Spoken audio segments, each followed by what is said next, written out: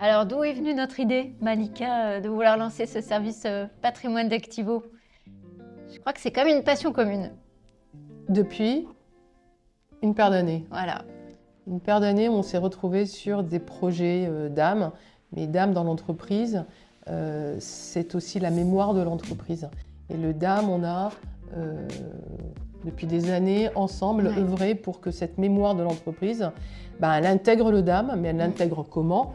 Et surtout, l'intégrer dans le DAM, c'est pour la restituer. La restituer à qui et comment? Alors souvent, on a constaté que les marques s'intéressent à leur patrimoine quand elles ont un anniversaire de marque. Un événement particulier qui va célébrer, je sais pas, une marque, une innovation. Et en fait, c'est pas juste à ce moment-là qu'il faut le faire. Alors c'est bien de le faire à ce moment-là, parce que ça veut dire qu'on le prend en compte, mais en fait, il faut avoir vraiment une stratégie de gestion de son patrimoine et pas le faire simplement quand on a un événement où en plus on se retrouve avec un tempo un petit peu réduit pour gérer ça. Et moi je compléterais, c'est que donc on a vécu, et toi et moi, sur des anniversaires et des dates anniversaires des entreprises, où c'est branle-bas de combat, on va chercher les contenus qui sont dans des formats, des supports physiques, mettre des points rouges, lancer les numérisations, et mettre à disposition ces contenus pour la communication autour de cet anniversaire. Ok, mais on rencontre aujourd'hui, on s'aperçoit que ces contenus-là, quand ils ont été numérisés, qu'ils ont été utilisés pour les anniversaires en question, ils sont un peu cachés, ils sont oubliés des fois. Alors que là, justement, on peut les faire revivre, leur donner une nouvelle vie et des nouveaux usages. Et alors, je reviendrai toujours, mais je reviens encore sur mon DAM durable, en fait.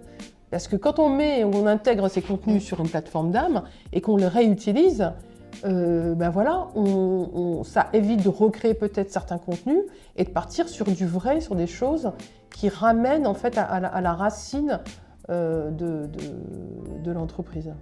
Et en fait, dans cette offre patrimoine d'Activo que nous avons présentée à Ondam, l'idée, ça se présente un peu en 3 axes. Le premier axe, il va être vraiment, c'est un peu ce qu'a dit Malika, sur comment aujourd'hui je m'assure de préserver et de sauvegarder le patrimoine que j'ai.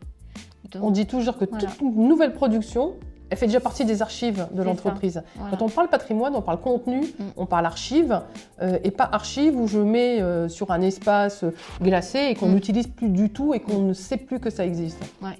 Donc en fait, on a cet enjeu de préservation et de sauvegarde qui va, par exemple, c'est un exemple, passer par des politiques de numérisation, de support physique, que nous, on va mener avec des partenaires, par exemple. Elle va, c'est ce que vient de dire Malika, passer par un deuxième volet qui va être justement d'anticiper la construction du patrimoine de demain. Donc ça veut dire, effectivement, aujourd'hui, j'ai un asset qui rentre dans la base. Quel est son cycle de vie? À quel moment on l'archive? Selon quels critères? Et à quel moment il va passer d'une archive encore chaude, on va dire, à vraiment une archive patrimoniale? C'est-à-dire, qu'est-ce qu'on va mettre en place comme règles, comme charte? Comment on va décider qu'à un moment donné, un asset reste dans le patrimoine d'une marque? Ça, c'est des réflexions qu'il faut avoir dès maintenant quand on constitue son patrimoine aujourd'hui. Parce que l'idée, c'est pas forcément de tout garder. Il faut aussi savoir supprimer quand on est dans ces problématiques. Et aujourd'hui, quand on intègre des assets sur une plateforme DAM, il y a une dimension d'IP Right, des droits qui sont associés. Donc, il est vrai que les contenus patrimoine, les archives, les droits, c'est quelque chose qui est quand même plus sensible parce que c'est des contenus anciens. On a en général plus les droits. Donc qui va accéder sur la plateforme DAM à ces contenus, dans quelles conditions, dans quel format, et quand on veut les réutiliser, dans quelles conditions on peut les réutiliser.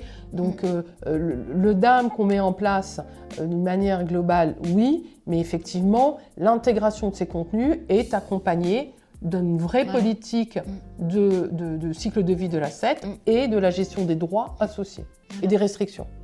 Et puis, je crois que le troisième volet qu'on peut aborder dans cette offre de DAM patrimoine, c'est l'enjeu de la valorisation, qui est un enjeu extrêmement important et qu'on peut adresser de différentes manières.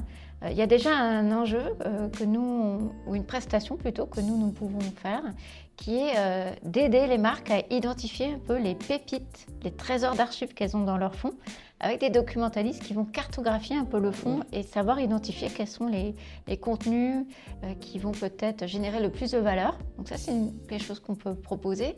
Comme a dit Malika, aider aussi au cleaning des droits, à la recherche des droits. Aider aussi à aller chercher des ressources à l'extérieur des fonds propres des entreprises, puisqu'il y a aussi des archives qui existent dans d'autres fonds, mais qui peuvent intéresser quand même une marque.